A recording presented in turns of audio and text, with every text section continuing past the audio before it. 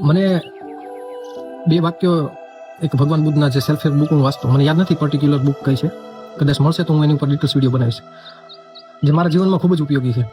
કારણ કે હું એટલો બધો દુઃખી હોઉં તો મને એ શબ્દો યાદ આવે છે કે કોઈ પણ પરિસ્થિતિમાં તમે દુઃખી હો તો શાંત રહો.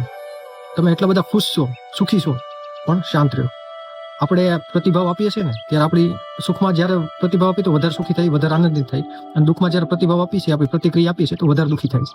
પણ આપણે ભગવાન બુદ્ધના જે વાક્યો ટાંક્યા હતા એ આપણે એક દિશામાં મધ્યમાં રહેવાનું છે, માત્ર ને માત્ર મધ્યમાં, બહુ ઉપર નહીં અને બહુ નીચે નહીં.